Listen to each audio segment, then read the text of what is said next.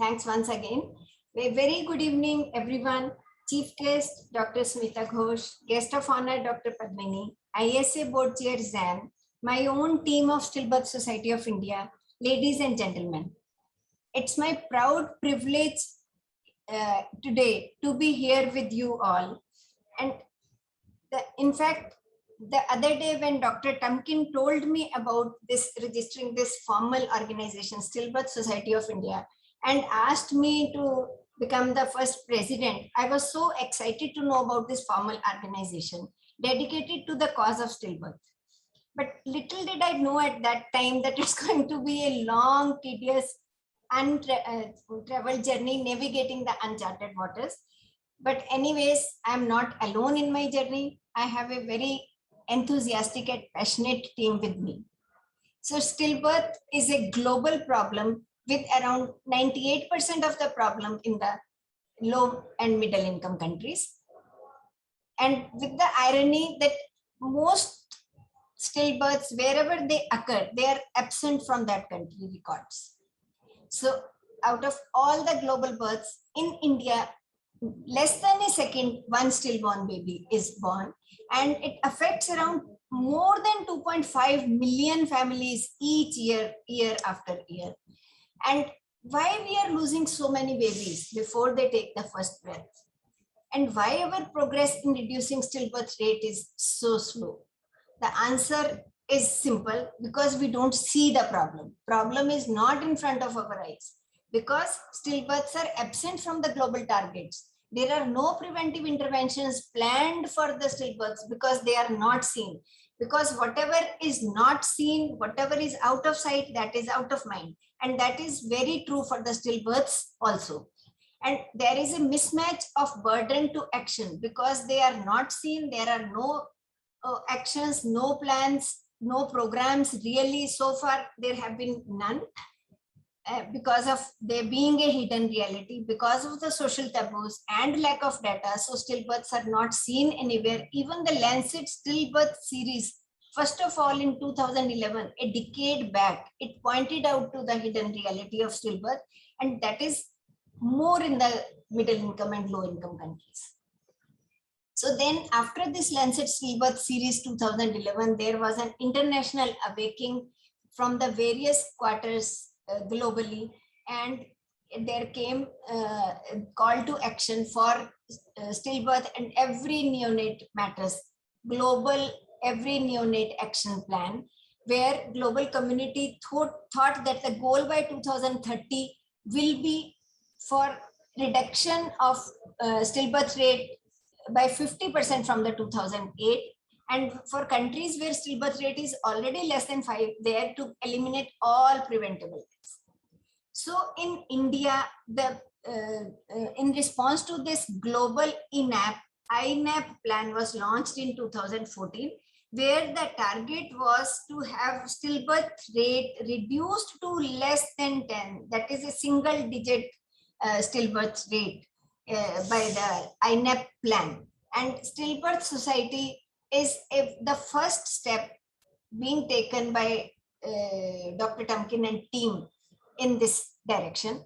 And the motto is preventing death before birth. This is a Stillbirth Society of India, and it's already affiliated to the International Stillbirth Alliance.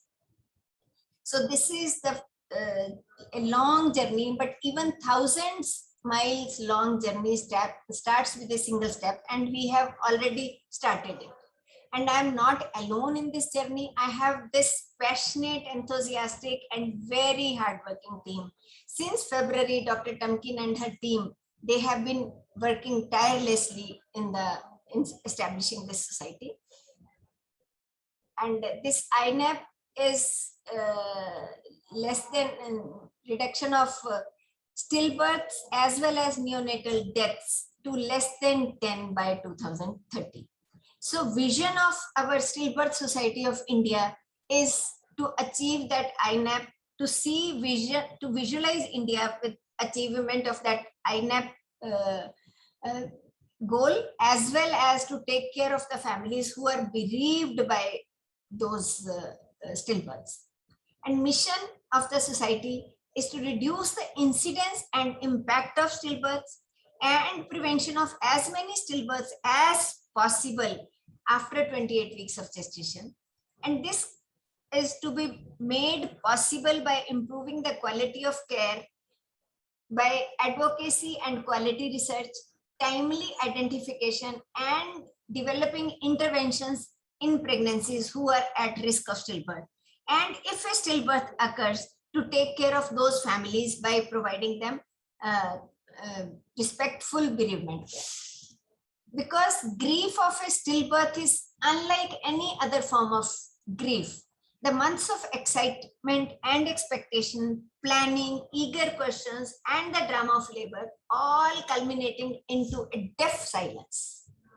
And so this is incomprehensible.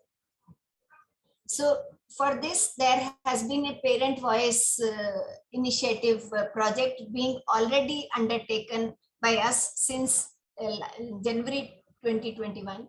Since parent voices are largely absent from globally, from the global stillbirth related advocacy. So this has been a project from PMNCH, and we have had PVI India toolkit under this to raise the participation of parents bereaved by stillbirth and to strengthen the advocacy for stillbirth prevention. Bereavement support is the goal of that PVI advocacy project. But in India, PVI India toolkit is an advocacy toolkit. First of all, we have prepared it for sensitization of the healthcare providers. And once we have had this toolkit has been developed already in the first phase.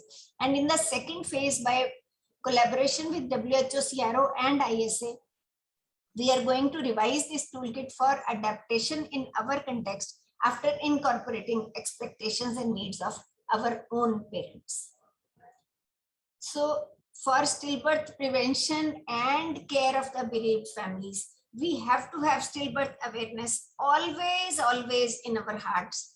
And it's not a difficult job, as according to our President Abdul Kalam, who was famous for his quotes. So attitude is the only thing that makes all the difference. Problems are common all over, but it is the attitude which makes the difference.